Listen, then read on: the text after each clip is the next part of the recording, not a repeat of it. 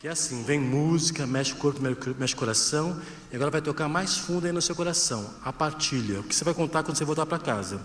Para continuar a reflexão desta noite, convidamos a senhora Petronella Maria Bunin, doutora e mestre em Sociologia da Educação pela Universidade de São Paulo, USP, com tese sobre justiça restaurativa.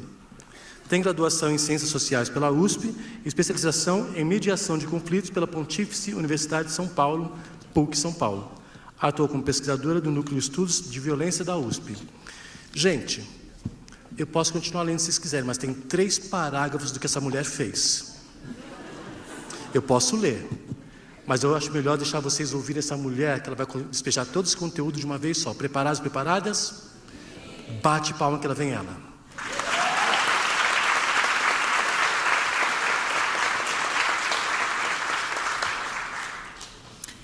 Que dom, não é? Esse Edson, que dom. Gente, boa noite. Eu vou levantar por causa dessa luz. Então, em primeiro lugar, agradecer. Eu me sinto extremamente honrada de estar aqui, sendo convidada pela Palas, aqui representado pela professora Lia. Quero saudar o corpo diplomático, cujos nomes eu não vou citar, e o professor Oswaldo, que nos acabamos de conhecer hoje. Faz 12 anos que nós no CEDEP, que é o Centro de Direitos Humanos e Educação Popular da região de Campo Limpo, começamos a trabalhar as questões de perdão e reconciliação e justiça restaurativa. E no início era assim, nossa, mas o que é isso? Perdão e reconciliação é coisa de igreja? E, infelizmente, até hoje, precisamos ficar dando explicações sobre a importância dos temas de perdão e reconciliação, que, para nós, hoje, a justiça restaurativa é o processo pedagógico do perdão e da reconciliação. E aí, de que reconciliação eu estou falando? Quando eu estava, na semana passada, pensando o que eu vou falar hoje aqui, naqueles dias, então, foi a notícia da segunda morte desse menino, o segundo é Valdic, de 11 anos, morto por agente de Estado. O primeiro chama Ítalo, de 10 anos. Naquela mesma semana, 11 pessoas LGBTG mortos no Rio de Janeiro por ser diferente, homoafetivos. Pouco antes, estupros coletivos sendo noticiados de vários lugares do Brasil, e essa enxurrada de corrupções que realmente que, na minha análise, tem tudo a ver com essa violência que estamos vivendo nas periferias. Então, de que reconciliação estamos falando? É possível, nesse cenário, propor alguma coisa que poderia se chamar reconciliação? Então, isso é o desafio de mostrar essa noite em 25 minutos. Então, nós já fizemos exercícios de nos reconciliar com esse tempo. Primeiro desafio. Mas, então, a proposta é brevemente expor qual é o entendimento nosso do CEDEP, e saúdo aqui a Silene Amorim, que é a nossa coordenadora, e várias outras pessoas que estão aqui da equipe. Qual é o entendimento do processo de perdão e reconciliação, que é a metodologia da justiça restaurativa, e depois um breve depoimento de trabalho em presídios em vários lugares do Brasil, onde está sendo feito esse programa. Então, vamos já para o segundo slide, por favor. Passa.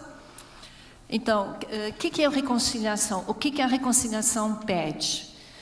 Então, primeiro, a reconciliação é o processo no qual ofensores e vítimas voltam para o lugar onde se iniciou a história carregada de dor e culpa.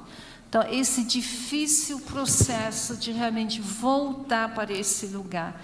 Então, só por isso, só isso já é uma explicação porque é tão difícil, porque é voltar para esse lugar de trauma e de dor. É um processo, então, de libertação mútua, pede reconhecimento do ato.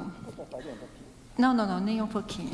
Pede reconhecimento do ato e a clareza sobre as suas consequências. Outra coisa muito difícil, porque as coisas acontecem e nós nunca temos o alcance da consequência daquilo.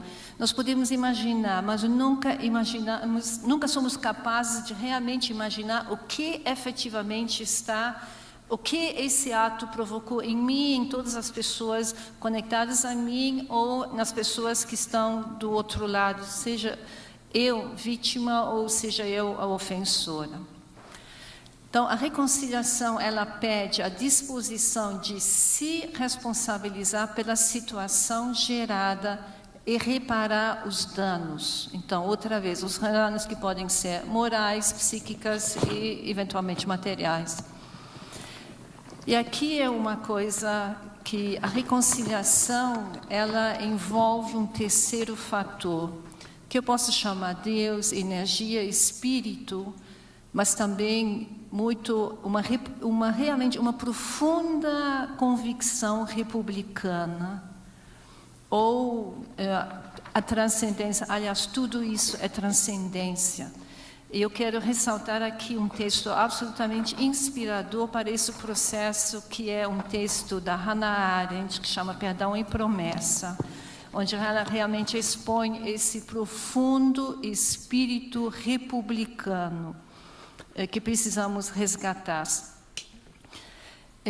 Então, esse terceiro fator, e aqui vem a beleza da reconciliação, quando ela nem precisa acontecer, mas quando ela norteia o nosso processo, porque esse terceiro fator, ele pode nos indicar que existe a possibilidade do inesperado.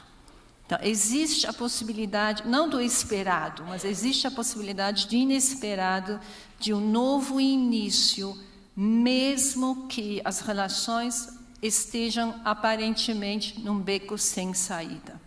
Então, isso é o convite, ou eu digo até a transcendência desse processo de reconciliação, porque estou chamado para me pôr a caminho, apesar de que eu não vejo, apesar de que ainda é noite, eu me ponho a caminho. Isso é, assim, um pouquinho como hoje estamos apresentando a reconciliação, ok? Aí passa. Então, aí tem uma coisa, um entrave para a reconciliação, ou pelo menos uma questão que dificulta a reconciliação, que é a questão do julgamento. Então, aí eu vou citar Paul Ricoeur, outro belíssimo texto, que diz: para existir a reconciliação é necessário percorrer até o fim o caminho do reconhecimento. Isso Paul Ricoeur diz 20 anos atrás, ou 30 anos atrás. Provavelmente ele não tinha noção de que é a justiça restaurativa, mas como filósofo ele já tinha isso. Para existir reconciliação é necessário percorrer até o fim o caminho do reconhecimento.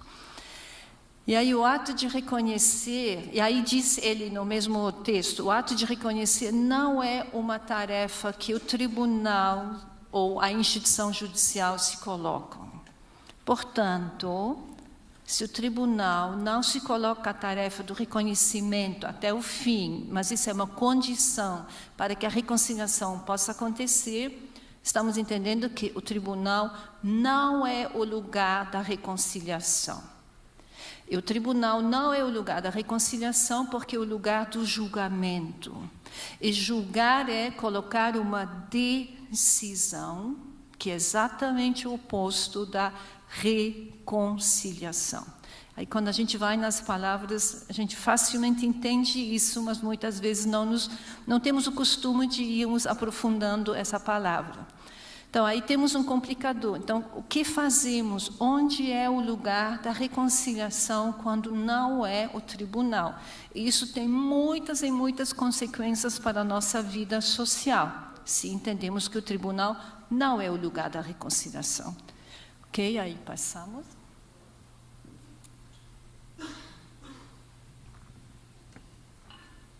Aí o próximo passo, então, ok, sabemos o que é reconciliação, sabemos que ela dificilmente acontece no tribunal, ou não acontece no tribunal. Então, o que acontece quando a reconciliação não acontece? Ou quando a reconciliação não é possível? Então, a reconciliação não é possível, primeiro, quando uma das partes envolvida não entra no processo de reconciliação. Por que não entra? Porque tem muito poder e não se dispõe a baixar sua posição. Eu fiquei pensando, não sabia o que colocar, não é baixar, mas enfim, entendemos, vocês estão entendendo quando eu falo baixar. Então, não acontece a reconciliação, porque eu preciso baixar, entrar em relação de iguais com a outra pessoa ou o outro grupo, por negar sistematicamente os fatos, também aí não acontece. Isso é comum a quem detém o poder e que faz, então, funcionar mecanismos de abafar, de negar, ou anistia política. A anistia política nunca vai levar a uma reconciliação. Tá? Por não ter condições psíquicas para se confrontar com as verdades dos fatos, seja pela dor, seja pela vergonha, seja pela destruição da minha autoimagem ou do meu renome, isso pode ser de instituições também, ou por não querer ou poder se responsabilizar pelas consequências. Então, uma coisa que eu queria ter falado no início, então, quando eu falo desses mortes de agente de Estado, ou eu falo mortes de pessoas que expressam a sua sexualidade diferente de mim, ou eu falo de estupro coletivo, ou eu falo de abusos sexuais, como a gente tem acompanhado há alguns anos atrás, de grupos do clero, de igrejas que abusam sistematicamente de crianças. Eu estou falando de coletivos, mas eu também estou falando de dores pessoais. Eu quero ressaltar que é claro que quando tem uma instituição desse porte, como, por exemplo, agora que a gente está ouvindo a questão da polícia, agentes do Estado matando sistematicamente jovens, e jovens de periferia, que são jovens negros. Temos 23 mil jovens assassinados cada ano. Não vou entrar nem nos números, senão não termino. Mas é uma situação grave. Então, pelo que eu estou entendendo, até neste momento, o processo da reconciliação é o mesmo, embora quando tem agentes do Estado, ou quando tem corporações, instituições envolvidas, a responsabilidade é diferente e precisa fazer outras coisas também. Mas o que eu estou apresentando neste momento me parece válido para os dois públicos. Tá? Isso eu entendi. Ok, aí próximo, isso é, até agora estou entendendo assim. Então, qual é a consequência da não reconciliação? E aí temos um congelamento do conflito e da dor num nível muito alto, o que, lógico, o que vai provocar muita raiva, muito ódio e mais violência. Então, é uma irresponsabilidade. Não começamos a trabalhar o conflito, seja ele institucional, seja ele interpessoal, porque a frustração é muito alta e ela dificulta. Então, tem um congelamento das relações estremecidas e da lógica de oposições, sempre eu versus o outro, polícia versus população jovem periférica, e a gente está congelando isso, negando o fato, a gente congela esse conflito nesse nível. Portanto, tem um aprofundamento do conflito social, cada vez mais a espiral do conflito social se eleva, e tanto no institucional quanto no pessoal, tem um reavivamento da impotência por não ter governabilidade sobre o outro. Por mais que eu queira me reconciliar, o outro nega ou não quer. Portanto, eu sou confrontado com a minha impotência. Eu posso ser vítima ou eu posso ser ofensora, Quando eu quero fazer o processo e a outra parte não quer, eu me torno vítima do não querer do outro. E isso é muito, muito, muito frustrante e muito, muito, muito sofrido. E aqui uma informação prática. Então, quanto mais tempo essa não reconciliação, essa impossibilidade de poder entrar num processo de reconciliação, poder deslanchar um processo de reconciliação, quanto mais tempo esse estado de não reconciliação permanece, mais difícil fica para conseguir iniciar ou avançar no processo. Tá? Porque esse processo vai crescendo e cada vez mais o nível fica congelado aqui, quando ele estava aqui, era bem mais fácil. Ok? Próximo. Então, a reconciliação pede, agora eu tenho 10 minutos quase, um pouco mais. Tá? A reconciliação pede capacidade de empatia, renúncia do julgamento, também do julgamento judicial, abandono da vontade de punir e endurecer, porque já sabemos que isso não é uma maneira de nos reconciliarmos. E aí que vem a construção de uma narrativa de consenso mínimo entre os relatos, aparentemente incompatíveis sobre o mesmo ponto. E minimamente, um consenso é o ponto de inflexão. E esse consenso, esse ponto de inflexão, ele, então, permite o reconhecer, o responsabilizar-se e o reparar. Essa é uma tese, em 25 minutos é dose. Vamos. Ok? Então, aqui, brevemente, muitos de vocês, com certeza, conhecem esse livro da Elisabeth Kübler-Ross sobre a morte e o morrer. E o processo de reconciliação tem muito a ver com essa curva, que essa negação não é da Kübler-Ross na primeira, essa é minha. Tem uma negação dos fatos por cegueira, mas o ato seguinte, quando eu já consigo encarar que tem alguma coisa que não está certo, e a negação continua, aí sim, já é por medo. E esses dois mecanismos são mecanismos de congelar o conflito, o que não permite todo esse processo. A Kübler-Ross diz necessariamente não é a sequência, essa sequência pode variar. Mas sim, o que precisa acontecer é que eu vou para o ponto de aceitação. Reconhecer, aceitar sinônimos que são condição para que eu possa avançar no processo de reconciliação.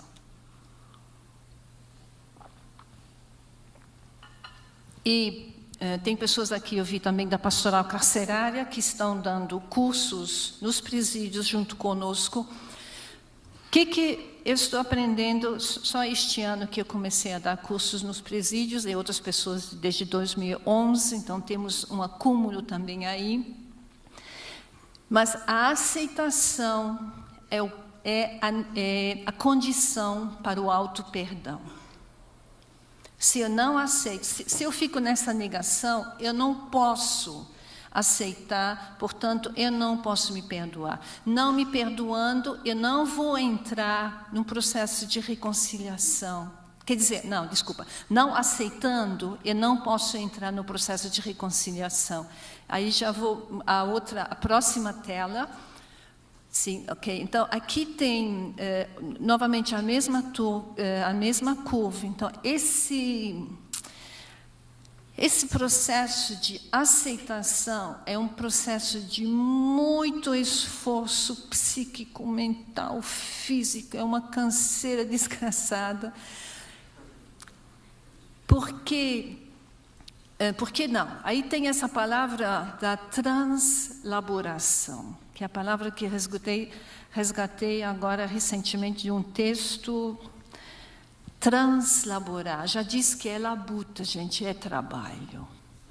Tá? É trabalho para passar por esse processo E aí sim, que hoje eu entendo, pelo trabalho nos presídios, onde isso está tão vivo, tão forte, que esse é o ponto necessário para podermos fazer, então, os R's do processo da justiça restaurativa, que é, então, um processo subjetivo.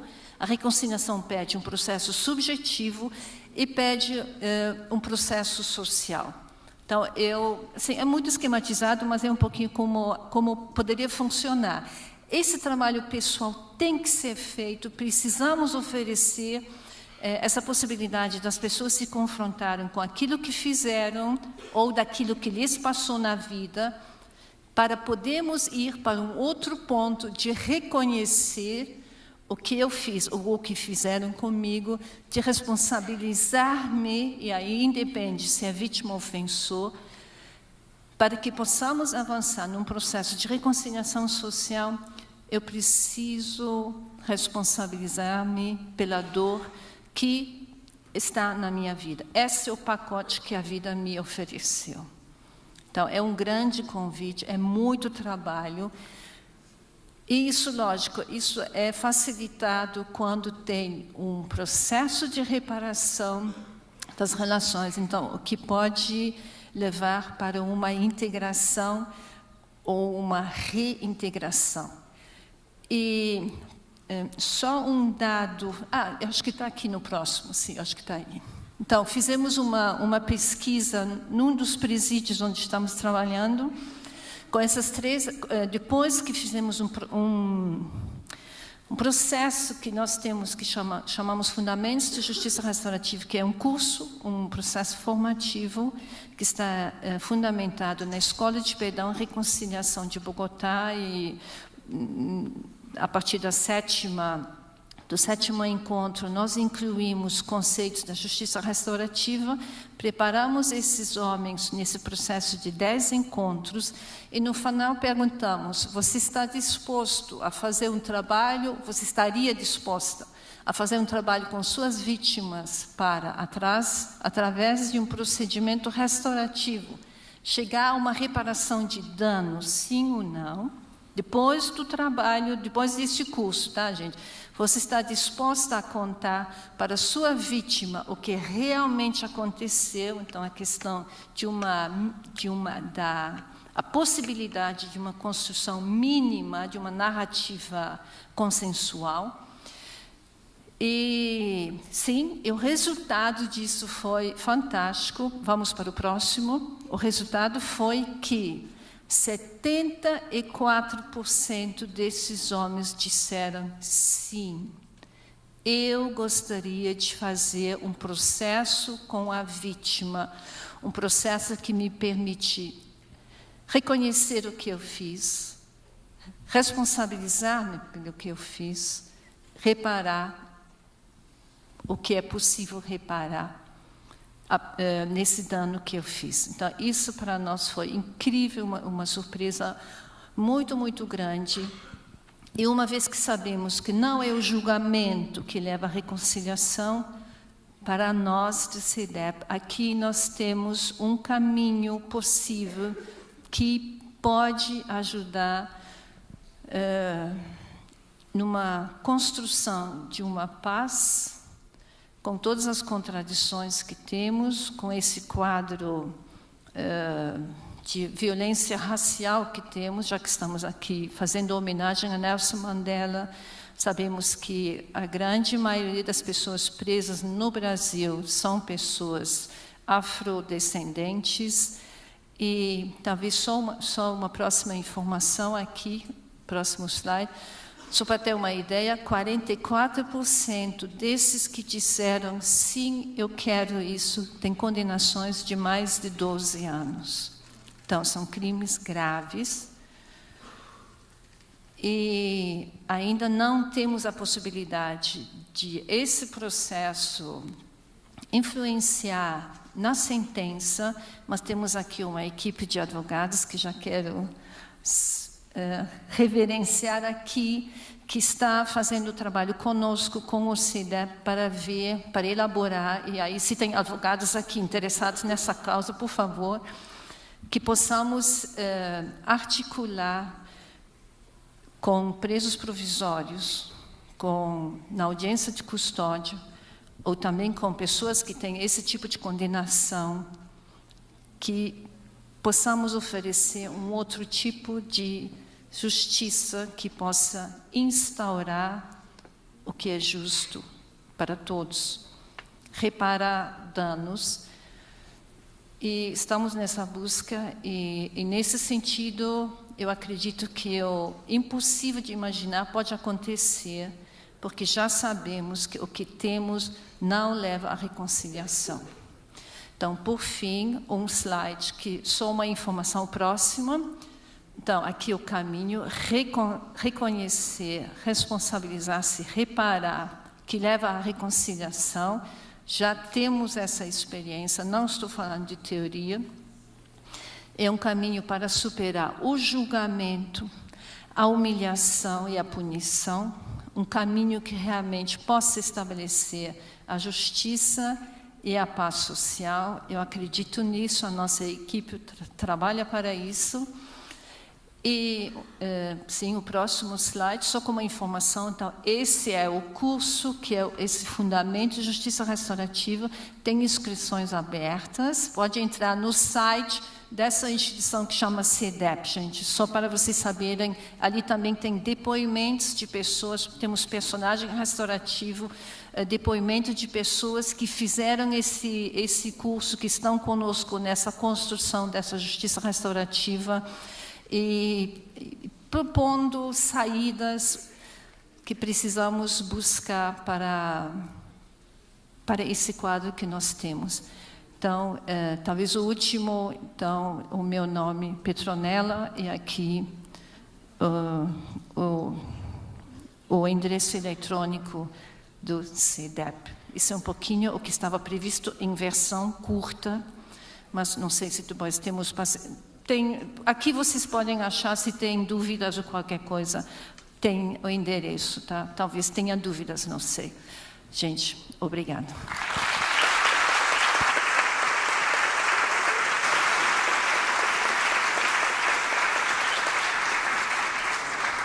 Impressionante, no tempo.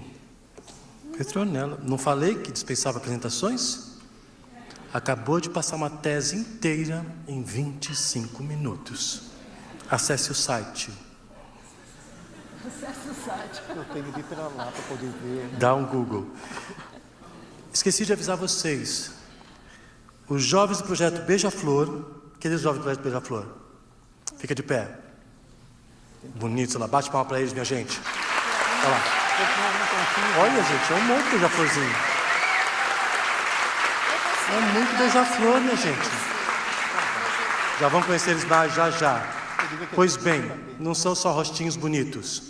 Eles estão aqui para ajudar vocês a fazer as perguntas. Vocês têm tarjetas, e quem tiver perguntas para fazer, vai fazer por escrito. Né? Bonitinhos vão passar por aí, levanta a mão, eles levam. Olha lá, já tem mão levantada. Então vai chegar uma tarjetinha para vocês, vão fazer perguntas por escrito para a Petronella e o professor Oswaldo. Tá? Vamos dar seguimento então. Só chamar, eles passam, e depois vai ter um espaço para perguntas e respostas. Agora nós convidamos o escritor Oswaldo de Camargo. Segura, Oswaldo. Calma que tem apresentação. Calma, Oswaldo. Calma, vou apresentar. Vou repetir. Agora nós convidamos o escritor Oswaldo de Camargo. Obrigado. Oswaldo de Camargo é nascido em Bragança Paulista em 1936. Eu vou repetir. Oswaldo de Camargo é nascido em Bragança Paulista em 1936. Gente, que idade... quando eu crescer, eu quero ser que nem você. Eu sou do centenário do Carlos Gomes, e nascimento do Carlos Gomes, 36. Gente, eu vou chegar lá. É jornalista com carreira de revisor, redator e resenhista literário no Jornal do Estado de São Paulo e no Jornal da Tarde. Foi, por 7 anos, assistente da presidência da imprensa oficial do Estado, como palestrante, tem ministrado cursos de literatura em várias escolas e universidades do país, destacando-se na atualização para professores, conduzido durante vários anos consecutivos vários anos consecutivos na Universidade de São Paulo. Ele é ativista da cultura afro-brasileira e é um dos fundadores do grupo Quilombo Hoje. Com vocês, Oswaldo de Camargo, de 1936. Ele frisou minha idade para criar mais expectativas, tenho certeza que é isso. Não era preciso, não. Está mostrado aqui a minha idade, né? Não precisa fazer isso, não.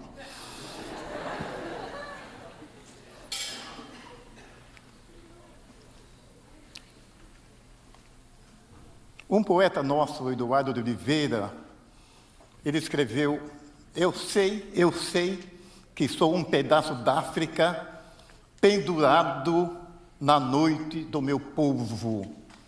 Eu considero um dos versos mais felizes que ele escreveu até hoje. Quando nós vemos uma figura, um retrato, como o do Mandela, esse é o cartaz de Salvador, em 1991, quando o Mandela visitou Salvador, nós acirramos em nós, sobretudo negros, a sensação mais forte de pertencimento. No começo da história do Brasil, séculos todos antes do século XX, era muito difícil você aceitar o pertencimento africano. A África era absolutamente desconhecida. Eu dou o mérito de ela começar a ser mais conhecida exatamente a alguns poetas românticos, entre eles o Luiz Gama, o grande satírico Luiz Gama. Eu não falei no começo que a minha fala, breve, muito breve, ela vai bordar um pouco da relação da literatura que o negro escreve, ou como querem, literatura negra com a África. O ponto alto, um dos pontos mais altos para a sensação desse pertencimento, desse regresso, dessa tentativa de amor à África, vem com Mandela. Por favor. Pode virar, por favor. Toda vez que nós vemos um mapa de qualquer país africano, nós também sentimos essa sensação de pertencimento. Eu pertenço a isso também. Isso é parte de mim também. É parte da minha história também. Esse é um mapa que saiu de uma revista que abrangeu, uma revista editada na França, em 1970, que abrangeu todos os países africanos. Eu peguei, sobretudo, eu extraí o mapa da África do Sul em 1970. E nós vemos ali perto países que influenciaram imensamente a nossa literatura, como Moçambique, essa parte aqui teve muita influência. E fico por aqui, vamos então, pode virar, outro cartaz mostrando a sensação de pertencimento. Encontro Brasil-África. Embaixo, alegria. Embaixo, além do orgulho que se vê no rosto da moça, desse pertencimento com os ademanes, com os trajes, tem também a sensação, capoeira, etc. Pode continuar. Em 1995, na visita do Nelson Mandela, eu escrevi uma matéria para o Jornal da Tarde, que nós sentíamos autores que também a literatura africana, da África do Sul, sobretudo, estava num sentido vastíssimo, enorme de apartheid. O meu amigo Paulo Colina, um grande poeta e tradutor, ele traduziu alguns poemas de autores africanos. O nome da matéria foi A Poesia ante a Porta da Liberdade. E os textos que o Colina traduziu foi Outra Gente Nada Estranha. Leio bem brevemente um pequeno trecho de uma poetisa chamada Phyllis Altman. O regime sul-africano abaniu. Eu não aceitaria muda seus sacramentos, nenhum óleo para selar meus lábios, mente, olhos, coração. Então arrancaram minha língua e mutilaram minha mão. Deram-me por penitência o taciturno silêncio. dias desolados para contar meu rosário, meu lar, minha cela, retirada do mundo dos homens. Mesmo aqui escondida, eu respiro, penso, vivo, amo. Meu consolo, o amor, que eles odeiam. Sou eu quem ama, é eles que odeiam. Eu, porém, sou infinita. Esse é o poema de uma poetisa da África do Sul, que é a Phyllis Altman, traduzido por meu amigo Paulo Colina. Por favor.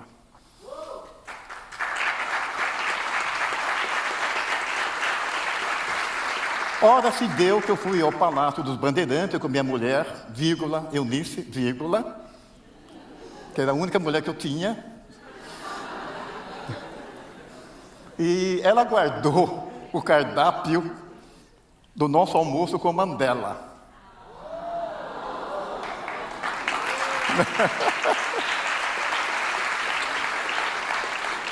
Foi a ocasião que eu tive de apertar a mão do Mandela e saber que nesse momento eu compartilhava dele pelo menos um momento. Não sei se ele apreciou muito essa refeição. Se me tivessem perguntado o que eu gostaria que ele comesse, eu ia mudar tudo, né? Eu ia pôr efó, eu ia pôr bolinho de chuva, eu ia pôr... Buchada não, que buchada eu não tenho certeza, mas eu mudaria tudo. Mas esse foi, de fato, o cardápio que ofereceram ao nosso querido Mandela no Palácio dos Bandeirantes, no governo Fleury. Tanto chique. A minha mulher nunca tentou fazer isso em casa, não, porque era um momento único e foi a maneira que o Palácio dos Bandeirantes achou de agradar o estômago, o paladar do nosso querido Mandela. Por favor. Eu gostaria que, sobretudo, se houver alguém do Museu Afro-Brasil, lesse comigo esse poema. Eu não ia colocar jamais, mas como poema parente Ogel, numa matéria na revista Afro-Brasil, deu tanto destaque esse poema e falou que fazia questão que ele saísse na íntegra. Eu falei, bom, já que ela acha, eu nunca liguei muito não, mas ela acha, eu vou então colocar aqui e vou ler. Isso fala sobre a sensação de não conhecer a África. Ninguém conhecia a África. O primeiro africano que eu vi só foi em 1957. A maior parte de vocês não tinha nascido, tenho certeza. Então foi a sensação de conhecer um rapaz chamado Paulo Matoso, de Angola. Então, não conhecer a África, isso doía e dói. Eu estou trazendo aqui num poema a sensação de a minha vida passa, não conheço a África, e por muito tempo a África não me conhecia. Pode ser conhecido melhor agora, mas foi muito difícil que alguém pudesse dizer, eu conheço a África, estive na África, e a África me conhece. Que farei do meu reino um terreno no peito, onde pensei por minha África, a dos meus avós, a do meu povo de lá, e que me deixam tão sozinho. Como sonhei falar da minha mamãe África, e oferecer-lhe em meu peito nesta noite turva, os meus pertences de vento, sombra e relembrança, o meu nascimento, a minha história e o meu tropeço, que ela não sabe, nem viu, e eu sendo filho dela. Ó, mamãe, as minhas fraldas estão sujas de brancor, e ele cheira tanto. Às vezes penso em minha solidão, na noite turva, que você me está chamando com o tambor do vento. Abro a janela, olho a cidade, as luzes me trepidam, e eu perco o condão de te achar entre os odores vários e tanta dor de gente branca, preta, variada gama e tessitura de almas, ânsias, medo. Como sonhei falar sozinho a minha mamãe África, e oferecer-lhe em meu peito, nesta noite turva, os meus pertences de vento, sombra e relembrança, o meu nascimento, a minha história e o meu tropeço, que ela não sabe nem viu, e eu sendo filho dela. Esse é o poema. Por favor. Pode passar, por favor.